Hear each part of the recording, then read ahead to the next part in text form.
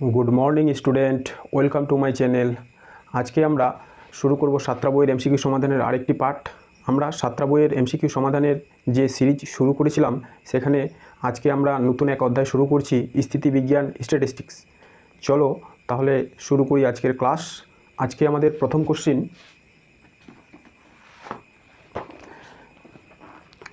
এক নম্বর কোশ্চেনে কী বলা হয়েছে, কণা গোষ্ঠীর ভরকেন্দ্র নিচের কোনটির উপর নির্ভর করে না। আমাদের ভরকেন্দ্র সম্পর্কে আমরা জানি, ধরলাম এটা একটা ঘূর্ণন অক্ষ, সেই অক্ষের সাপেক্ষে এটা যদি আমাদের একটা সিস্টেম হয়, এই সিস্টেমের মধ্যে ধরলাম যে M1 কোণা এখানে আছে, M2 কোণা এখানে আছে। এই অক্ষ সাপেক্ষে কণা দুটোর অবস্থান কি, এখান থেকে এর দূরত্ব ধরলাম x1 এবং এখান থেকে এর এই কণার যে দূরত্ব সেটা ধরলাম আমি কি x2। তাহলে এই অক্ষ সাপেক্ষে এই কণা দুটোর মধ্যে যে ভর কেন্দ্র, সেই ভর কেন্দ্রের অবস্থান কী হবে আমরা জানি। ভরকেন্দ্র C = M1 x1 plus M2 x2 by M1 plus M2, তাই তো।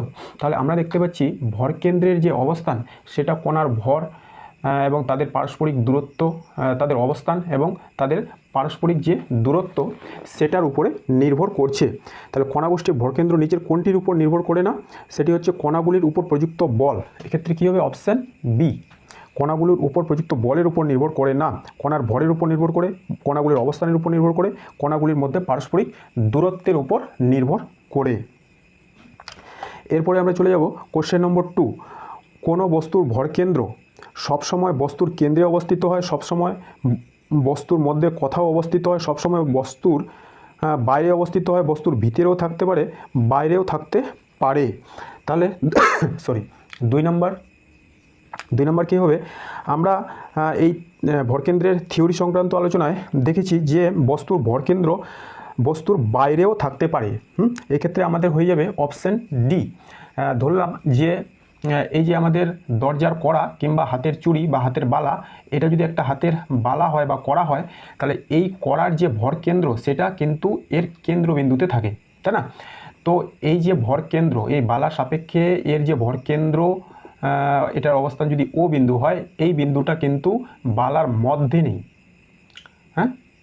বালার মধ্যে যে পদার্থ আছে সেই পদার্থের মধ্যে নেই, পদার্থের বাইরে আছে। তাই আমরা বলতে পারি এই বালার যে ভরকেন্দ্র সেটা বালার মধ্যে যে পদার্থ আছে তার বাইরে অবস্থিত। তাই বলা যায় ভরকেন্দ্র বস্তুর ভিতরেও থাকতে পারে আবার বাইরেও থাকতে পারে। তো এটা হবে বস্তুর ভিতরেও থাকতে পারে, বস্তুর ভিতরেও থাকতে পারে, বাইরেও থাকতে পারে,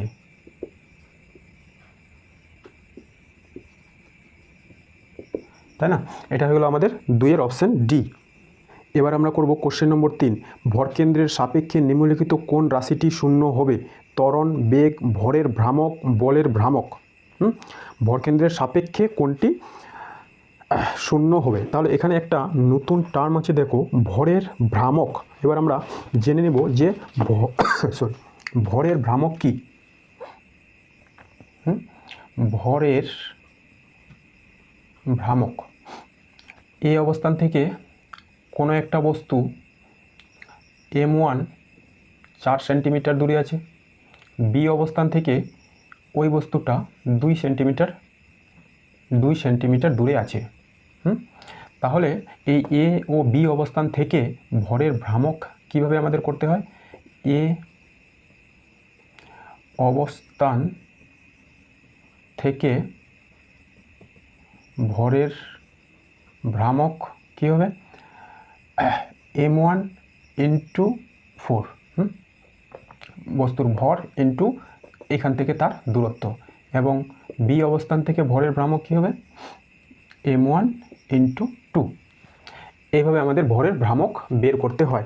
আমাদের বের করতে হবে ভর কেন্দ্রের ভরের ভ্রামক।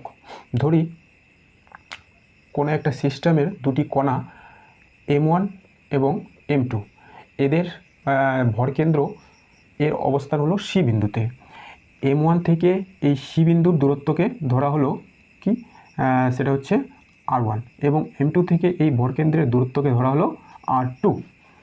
M1 M2 একটা সিস্টেম, ভরকেন্দ্র হচ্ছে C বিন্দুতে, M1 থেকে এর দূরত্ব R1 এবং M2 থেকে এই ভরকেন্দ্রের দূরত্ব R2। তাহলে আমাদের M1 ও M2 এর মধ্যে এই যে টোটাল ডিস্টেন্স সেটাকে ধরবো D, এই ডিস্টেন্সটা হলো আমাদের D, ঠিক আছে। তাহলে দেখো যে ভরকেন্দ্রের সাপেক্ষে এই যে দূরত্ব M1 ও M2 বিন্দুর যে দূরত্ব দুটো বিপরীত দিকে আছে। হ্যাঁ, যদি আমরা R2কে পজিটিভ ধরি তাহলে R1কে নেগেটিভ ধরতে হবে, অথবা R1কে পজিটিভ ধরলে R2কে নেগেটিভ ধরতে হবে। এই C এর সাপেক্ষে যদি আমরা R2কে পজিটিভ ধরি তাহলে R1কে নেগেটিভ ধরতে হবে। তাহলে কোনো একটাকে আমরা নেগেটিভ ধরে নিলাম আর R1 ধরে নিলাম নেগেটিভ। তো ভরকেন্দ্রের আমরা কি বের করব, ভরকেন্দ্রের ভরের ভ্রামক। ভরকেন্দ্রের সাপেক্ষে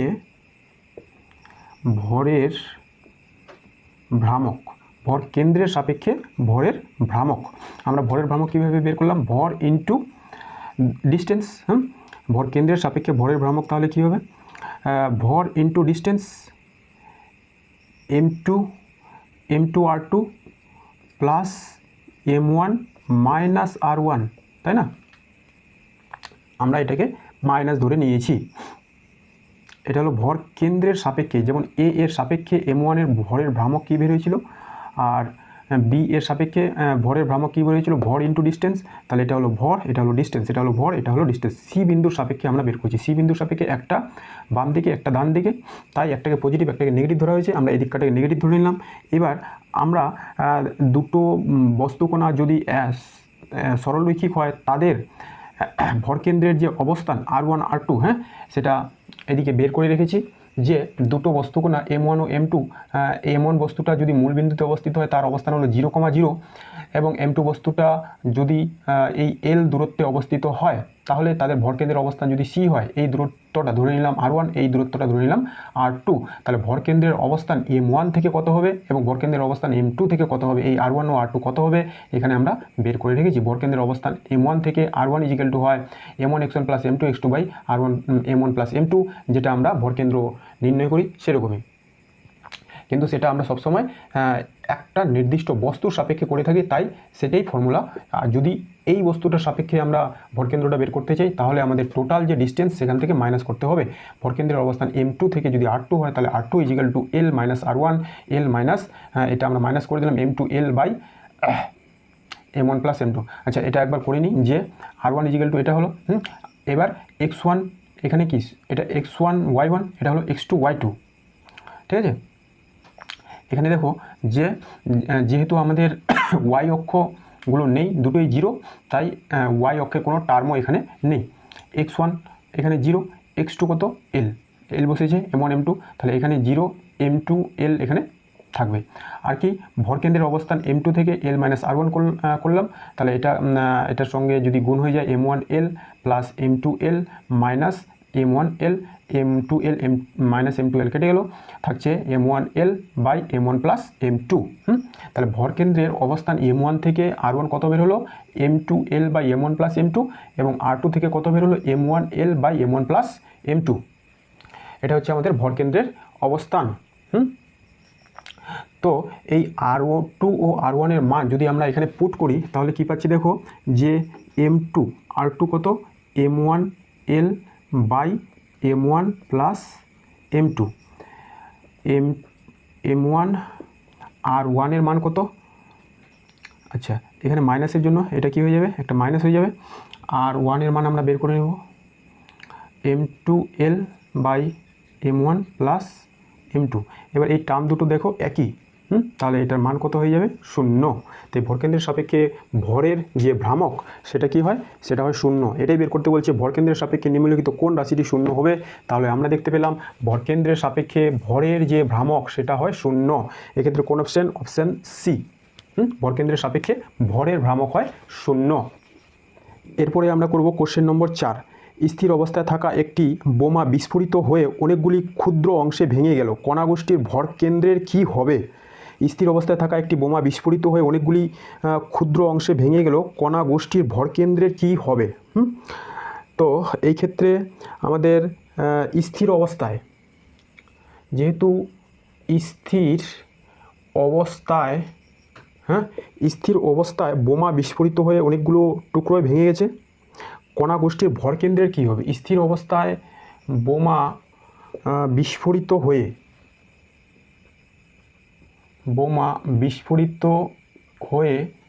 অনেকগুলি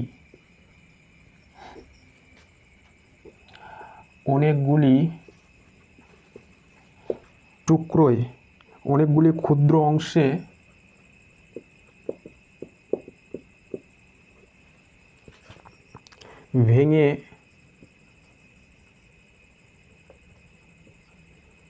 ভেঙে গেলেও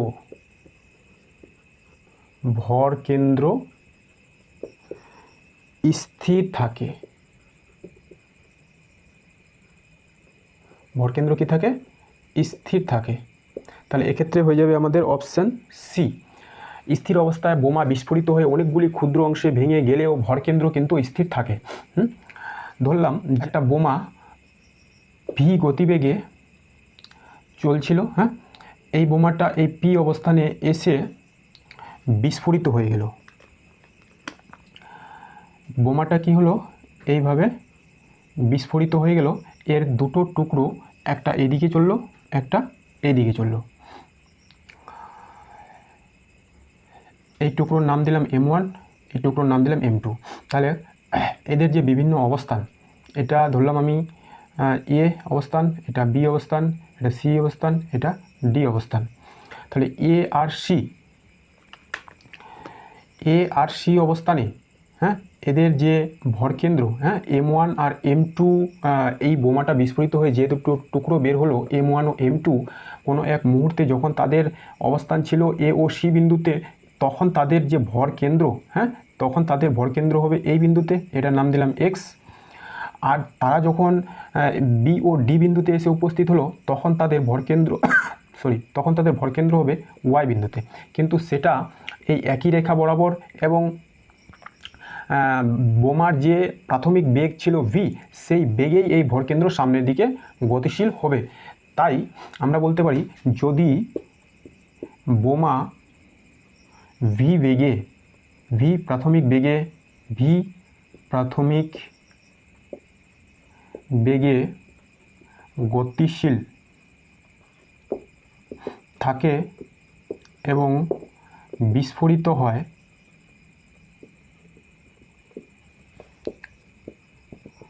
তবে বোমার ক্ষুদ্র অংশগুলির ভরকেন্দ্র ও ভি বেগে গতিশীল হবে। যদি বোমা প্রাথমিক ভি বেগে গতিশীল থাকে, বিস্ফোরণের পর তাদের যে ভরকেন্দ্র সেটাও ভি বেগেই গতিশীল থাকবে। এটারও গতিবেগ হবে ভি। যদি অতএব তাহলে আমরা লিখতে পারি যদি বোমাটি স্থির থাকে, তবে বোমার ক্ষুদ্র অংশগুলির ভরকেন্দ্র কি থাকবে, ক্ষুদ্র অংশগুলির ভরকেন্দ্র স্থির থাকবে। বোমা যদি এই জায়গায় স্থির থাকতো, তাহলে এর বিভিন্ন অংশগুলি যদি বিভিন্ন দিকে ছড়িয়ে যেত, তাহলে ওদের ভর যে কেন্দ্র ওদের যে ভর কেন্দ্র সেটাও এই ভি অবস্থানেই এই পি বিন্দুতে স্থির থাকতো। ঠিক আছে, তাহলে 4 আমাদের হয়ে গেল অপশান সি। এরপর আমরা দেখব কোশ্চেন নম্বর 5। সিও অণুর সিও পরমাণুর কেন্দ্রবিন্দুর মধ্যে দূরত্ব 0.12 ন্যানোমিটার। সি পরমাণু থেকে সিও অণুর ভরকেন্দ্রের দূরত্ব কত হবে? হ্যাঁ, এই কোশ্চেনটা এরকমই আমরা একটা অঙ্ক করলাম যে ধরি দুটো বস্তুকণা সরলরৈখিক অবস্থানে M1 একটি বস্তুকণা M1 আর একটি বস্তুকণা M2, এদের মধ্যে এই দূরত্বটা L1, এদের ভরকেন্দ্র যদি সি বিন্দুতে হয়, এখান থেকে M1 থেকে এর দূরত্ব R1 এবং M2 থেকে এর দূরত্ব যদি R2 হয়, তাহলে আমরা এখনই নির্ণয় করা শিখলাম যে এই M1 বিন্দুর অবস্থান যদি 0,0, হ্যাঁ, এটাকে যদি মূল বিন্দুতে ধরে নিই, তো এই M2 বিন্দুর অবস্থান কত হবে? L,0, কারণ ওয়াই কোঅর্ডিনেটে এদের কোনো অ্যাক্সিস নেই, শুধুমাত্র এক্স কোঅর্ডিনেটে এদের অবস্থান। তাহলে এই R1, হ্যাঁ, ভরকেন্দ্রের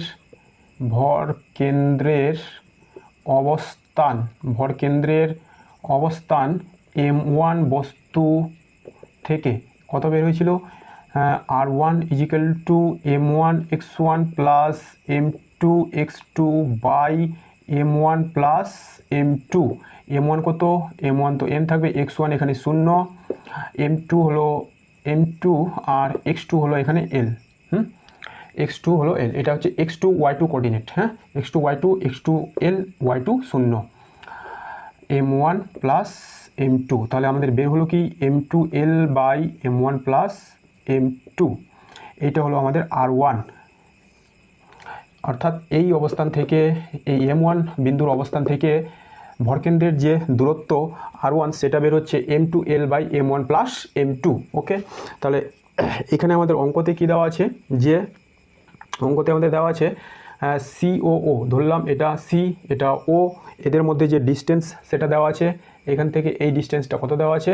যেটা আমরা এল ধরেছিলাম, সেটা দেওয়া আছে 0.12 ন্যানোমিটার। এটা দেওয়া আছে 0.12 ন্যানোমিটার। আমাদের বের করতে হবে কার্বন পরমাণু থেকে ভরকেন্দ্রের দূরত্ব কত। তাহলে ধরে নেব এদের ভরকেন্দ্রের অবস্থান এরকম মাঝামাঝি কোনো একটা জায়গায়, এই সি থেকে এই দূরত্বটা R1। তাহলে এখনই আমরা ভরকেন্দ্রের অবস্থান M1 বস্তু থেকে অর্থাৎ সি থেকে নির্ণয় করা শিখলাম। তাহলে এটা কি হবে? অতএব ভরকেন্দ্র সি অর্থাৎ কার্বন থেকে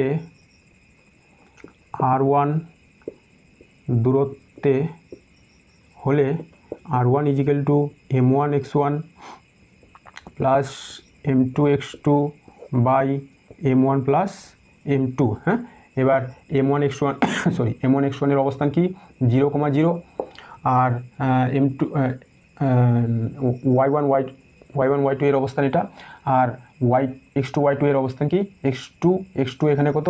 0.12, আর এটা 0, y2 এর কোনো স্থানাঙ্ক এখানে নেই, দুটোই 0।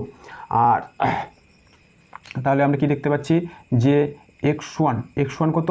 0, y1 তো 0ই, x1 0, y1 0, x2 কত? x2 0.12, আর y2 কত? y2 হচ্ছে 0 এই স্থানাঙ্ক অনুযায়ী।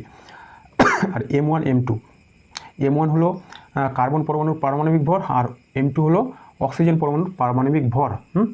M1 = কার্বন পরমাণুর পারমাণবিক ভর। কার্বন পরমাণুর পারমাণবিক ভর কত? 12। M2 = অক্সিজেন পরমাণুর পারমাণবিক ভর, এটা কত? 16। তাহলে আমরা এই ডাটাগুলো যদি এখানে বসাই, হ্যাঁ, এই ডাটাগুলো যদি এখানে বসাই, তাহলে আমরা কি পেয়ে যাব? R1 = M1 কত? M1 হয়ে গেল 12, x1 0, 12 0, আর তারপরে আমাদের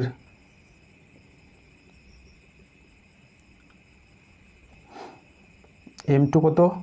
M2 হয়ে গেল 16, x2 কত?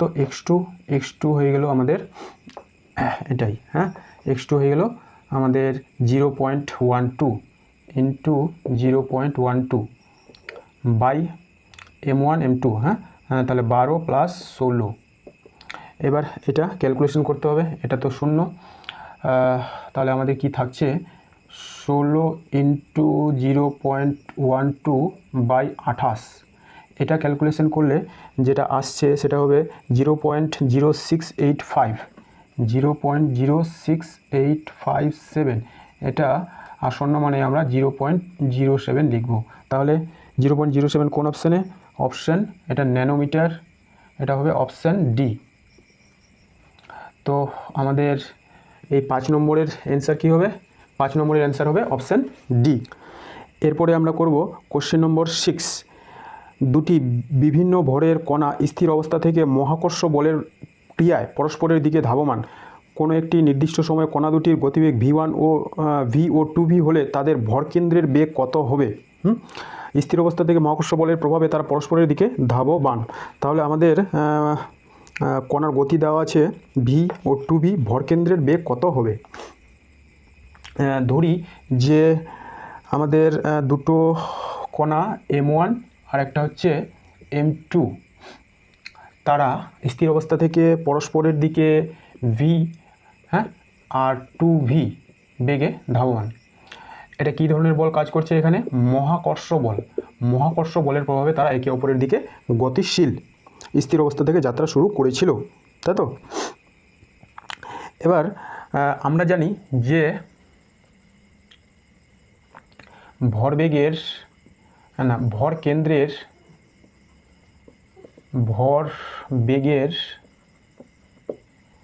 সংরক্ষণ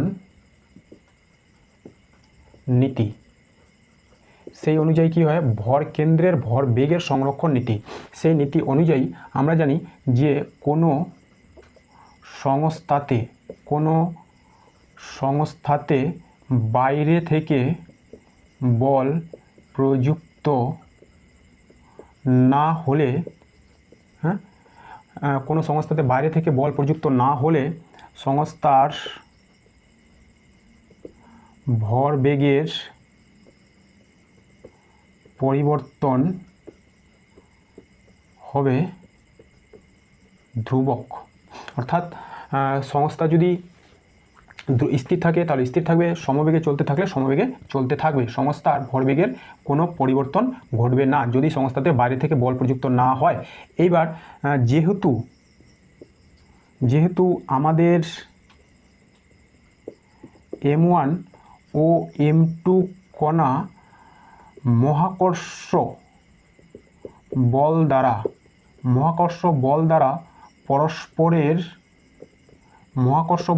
পরস্পরের দিকে v ও 2v বেগে ধাবমান, 2v বেগে গতিশীল, পরস্পরের দিকে v ও 2v বেগে গতিশীল, তাই আমরা বলতে পারি এই মহাকর্ষ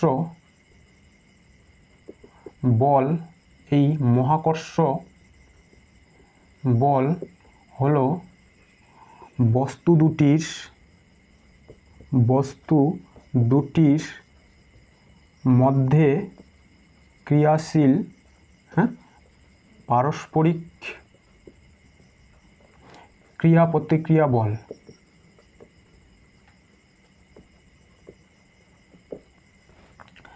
এই বল কিন্তু বাইরে থেকে প্রযুক্ত হচ্ছে না, এটা দুটি বস্তুর মধ্যে ক্রিয়াশীল বল, পারস্পরিক ক্রিয়া প্রতিক্রিয়া বল।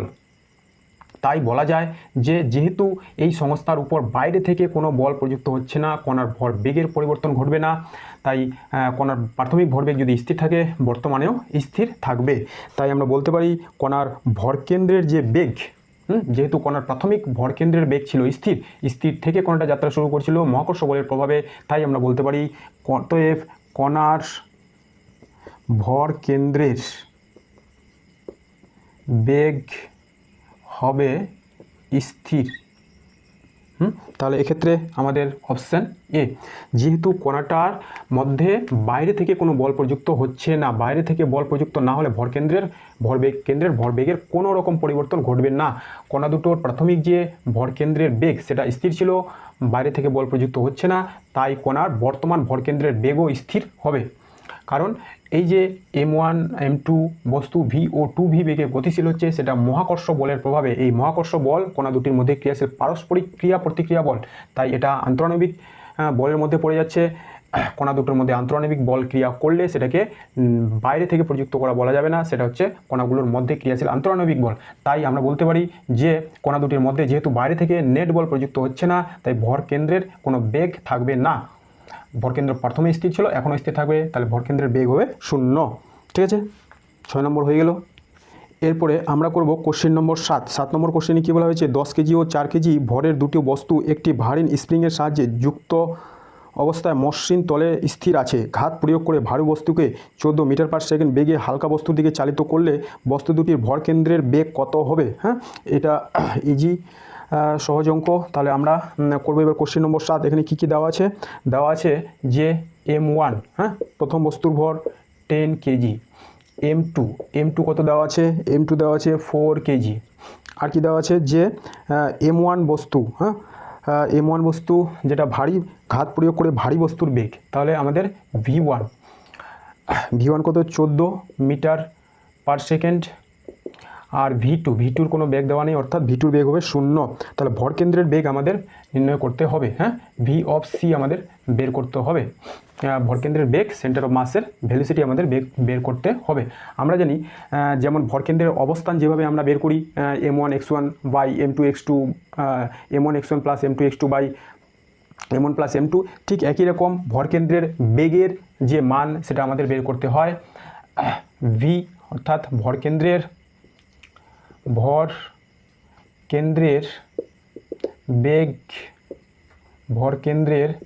বেগ Vc হলে এটা হবে M1 V1 plus M2 V2 by M1 plus M2।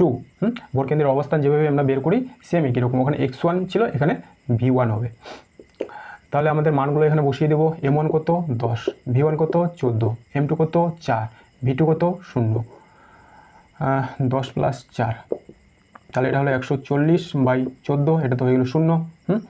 এটা দিয়ে কেটে দেবো, তাহলে কত হচ্ছে? 10 metre per second. 10 metre per second, option C. এরপরে আমরা করব কোশ্চেন নম্বর 8 নম্বর কোশ্চেনে কী বলা হয়েছে, প্রতিটি M ভরের 4টি সমপ্রকারের গোলক 2 সেমি বাহু বিশিষ্ট একটি বর্গক্ষেত্রের 4টি কোণায় অবস্থিত। বর্গক্ষেত্রের কর্ণ দুটির ছেদবিন্দুকে মূলবিন্দু ধরলে গোলকগুলির ভরকেন্দ্রের স্থানাঙ্ক কী হবে? হ্যাঁ, এটা মোটামুটি থিওরিটিক কোশ্চেন। আমরা বলতে পারি যে M ভরের 4টি গোলক, হ্যাঁ, M ভরের 4টি সমপ্রকারের গোলক, M ভরের 4টি সমপ্রকারের গোলক কী করা হয়েছে? 2 সেন্টিমিটার বাহু বিশিষ্ট বর্গক্ষেত্রের 4টি কৌণিক বিন্দুতে, 4টি কোণায় রাখা হয়েছে। হ্যাঁ, তাহলে এর ছবিটা কী হবে? ধরলাম এটা 2 সেমি বাহু বিশিষ্ট একটা বর্গক্ষেত্র। এই বর্গক্ষেত্রের 4টি কোণার মধ্যে সমপ্রকারের 4টি বস্তুকে রাখা হয়েছে। আমরা যদি বর্গক্ষেত্রের 4টি কোণার মধ্যে সমপ্রকারের 4টি বস্তু রাখি, তাহলে আমরা সহজেই বলতে পারি এর যে ভরকেন্দ্র হবে সেটা হবে এদের কর্ণদ্বয়ের যে ছেদবিন্দু সেই অবস্থানে। হ্যাঁ, এই অবস্থান যদি C হয়, তাহলে ABCD নাম দেওয়া হলে আমরা বলতে পারি যে এই বর্গক্ষেত্রের কর্ণদ্বয়ের ছেদবিন্দু হবে এই 4টি সমপ্রকার গোলক এর ভর কেন্দ্র। এই বিন্দুটা হবে আমাদের এই 4টি সমপ্রকারের গোলক এর ভর কেন্দ্র। এবার বলা হয়েছে যে এই ভর কেন্দ্রের ছেদবিন্দুকে মূলবিন্দু ধরা হয়েছে।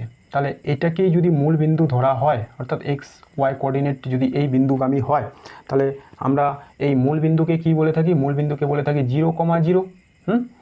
তাহলে অতএব আমরা লিখতে পারি যে ভরকেন্দ্রের স্থানাঙ্ক কী হবে? অতএব ভরকেন্দ্রের স্থানাঙ্ক কী হবে? 0,0, তাই না? তাহলে অপশান কি? Option A. এরপরে আমরা করব কোশ্চেন নম্বর 9। 9 নম্বর কোশ্চেনে কী বলা হয়েছে, একটি কণা গোষ্ঠীর উপর মোট বল শূন্য হলে নিচের কোনটি স্থির নাও থাকতে পারে? যদি নেট বল প্রযুক্ত না হয় তাহলে কোনটি নাও স্থির নাও থাকতে পারে, কোনটা পরিবর্তনশীল হতে পারে যদি নেট বল শূন্য না হয়? যদি নেট বল শূন্য হলে কি বলছে যে নেট বল, বস্তুর উপর প্রযুক্ত নেট বল শূন্য, বস্তুর উপর প্রযুক্ত নেট বল শূন্য। তো এখনই আমরা দেখলাম যে ভর কেন্দ্রের ভর বেগের সংরক্ষণ নীতি, সেই নীতিতে কি বলা হলো যে বাইরে থেকে বল প্রযুক্ত না হলে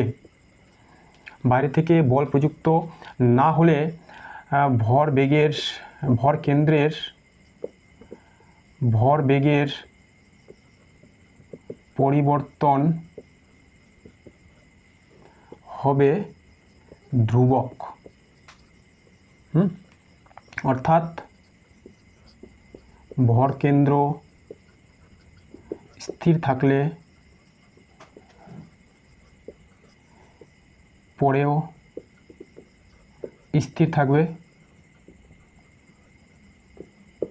বা ভরকেন্দ্র সমবেগে গতিশীল থাকলে পরেও সমবেগে গতিশীল থাকবে। অর্থাৎ নেট বল শূন্য, তবু কিন্তু ভর কেন্দ্রের যে ভরবেগ, সেই ক্ষেত্রে ভরকেন্দ্রের ভরবেগ সমবেগে চলতে থাকতে পারে যদি নেট বল শূন্য হয়। তবুও কখন? যদি বস্তুটা আগে থেকেই সমবেগে গতিশীল থাকে, তো ভরকেন্দ্র প্রথমে যদি স্থির থাকে পরেও স্থির থাকবে, ভরকেন্দ্র যদি প্রথমে গতিশীল থাকে পরেও গতিশীল থাকবে। এটাই হচ্ছে ভরকেন্দ্রের ভরবেগের সংরক্ষণ নীতি। তাই এক্ষেত্রে আমাদের অপশান ডি হতে পারে। এক্ষেত্রে হবে আমাদের অপশান ডি, ভরকেন্দ্রের অবস্থান। ভরকেন্দ্রের অবস্থান যদি নেট বল শূন্য হয় তবে ভরকেন্দ্রের অবস্থান শূন্য নাও হতে পারে, স্থির নাও থাকতে পারে, এটা সমবেগে গতিশীলও থাকতে পারে নেট বল শূন্য হওয়া সত্ত্বেও। তাছাড়া এটাকে আমরা এভাবেও ভাবতে পারতাম, ধরো যে কোনো একটা কণা সমষ্টি, এখানে M1 কণা এবং এখানে M1 কণা এবং এইখানে M2M1 কণা, এই দুটো কণা আছে। তাদের উপর যদি বাইরে থেকে নেট এক্সটার্নাল ফোর্স প্রয়োগ, তাদের উপর যদি বাইরে থেকে বল প্রয়োগ করা হয়, এখানে আমি বল প্রয়োগ করলাম F, এখানেও আমি বল প্রয়োগ করলাম F, তাহলে এই ক্ষেত্রে F বল প্রয়োগ করা হলেও নেট ফোর্স F নেট কী হবে? F নেট হবে শূন্য। কারণ আমি দুদিক থেকে এদের উপর বল প্রয়োগ করেছি যেটার মান সমান, তাহলে এক্ষেত্রে F নেট হবে 0।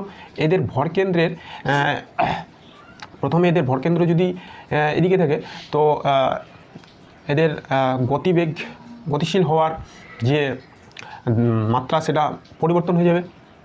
এটা F বল প্রয়োগ করার ফলে এতে যে গতিবেগের সঞ্চার হবে, এতে F বল করার ফলে অতই গতিবেগ হবে না। সেই ক্ষেত্রে এদের যে ভরকেন্দ্র সেটা পরিবর্তনশীল হতে পারে। তো এক্ষেত্রেও আমরা বলতে পারি যে বস্তুর উপর বাইরে থেকে বল প্রযুক্ত হচ্ছে, কিন্তু F নেট যদি শূন্য হয় তাহলে এদের ভরকেন্দ্রের পরিবর্তন হতে পারে। আবার বস্তুটির ভর সমান হলে নাও হতে পারত, ভরকেন্দ্রের পরিবর্তন হবে, কিন্তু বাকিগুলো হবে না। যদি নেট বল না থাকে তাহলে ভরবেগ শূন্য হবে, গতিশক্তি শূন্য হবে, এবং বেগ শূন্য হবে। ঠিক আছে, আজকের ক্লাস তাহলে আমরা এখানেই শেষ করছি। এর পরবর্তী পার্ট আমরা চেষ্টা করছি খুব শীঘ্রই আপলোড করার। তোমরা চ্যানেলের সঙ্গে থাকো। চ্যানেলকে ভালো লাগলে সাবস্ক্রাইব করো, লাইক শেয়ার কমেন্ট করো। ধন্যবাদ।